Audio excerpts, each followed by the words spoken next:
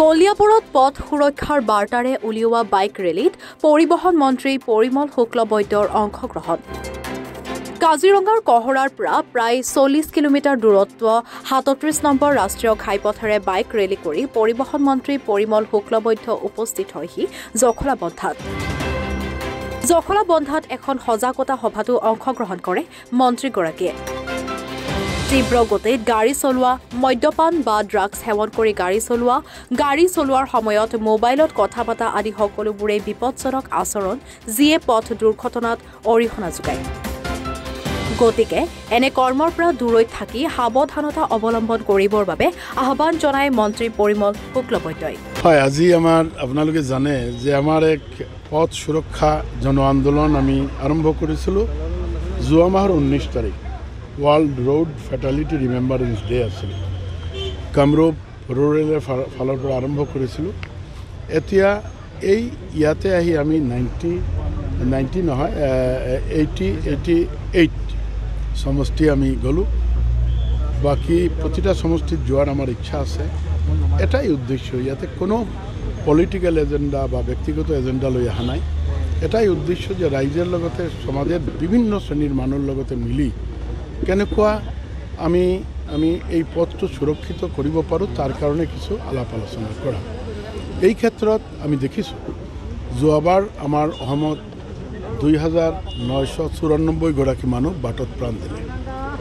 তাৰ মূল যিটো এক্সিডেণ্ট হৈছে তাৰ ভিতৰত প্ৰায় 79% হৈছে কলিউশ্যন উইথ টু হুইলাৰ, দুইচকীয়া গাড়ীৰ লগতে। আৰু তাৰ বেছিভাগ মানুহ মৰিলে হেলমেট নথকা। এই ক্ষেত্ৰত আমি যাতে হেলমেট ৰাইজে পিন্ধে, ৰাইজে যাতে তীব্ৰ গতিত গাড়ীটো নচলায়, ৰাইজে যাতে ড্ৰাংক এণ্ড ড্ৰাইভ কেতিয়াও নকৰে। আৰু এই যে টেলিফোন ধৰি গাড়ী চলাই আছে, কাৰণ গাড়ী এটা যন্ত্ৰ হয়। যিজনে চলাই আছে সেই মানুহজন এই যন্ত্ৰটো চালক হয়। মানুহজন যদি সাৱধান নাথাকে তো নিশ্চিতভাৱে গাড়ীটো কোনো না কোনো ঠাইত এক্সিডেণ্ট কৰিব, আজি নহ'লে কালি। আৰু এটা নিজৰ ছিট বেল্টটো নিজে পিন্ধিব লাগে। এই 5টা কাৰণ এইটো আমাৰ মাননীয় মুখ্যমন্ত্ৰী ডাঙৰীয়াই পঞ্চসূত্ৰ কৈছে। আৰু লগতে ট্ৰাফিক ৰুল আৰু কাৰণ আছে যিসকল আমি সকলোৱেই জানো।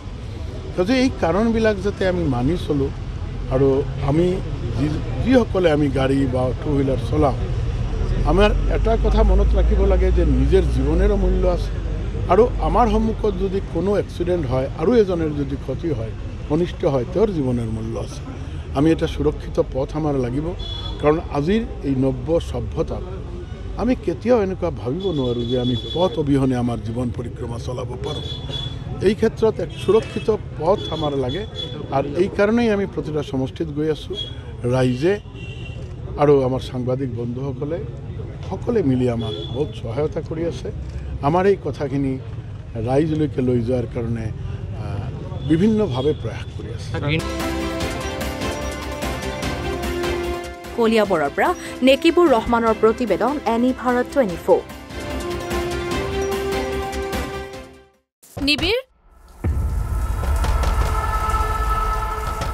নিবিৰ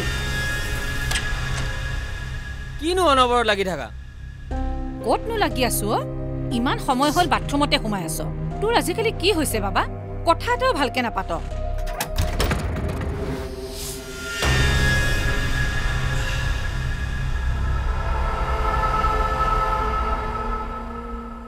নিচাসক্ত ব্যক্তিক নিচামুক্ত কৰাৰ বাবে যোগাযোগ কৰক। ৰাষ্ট্ৰীয় টোল ফ্ৰী নম্বৰ 1800-1100-31।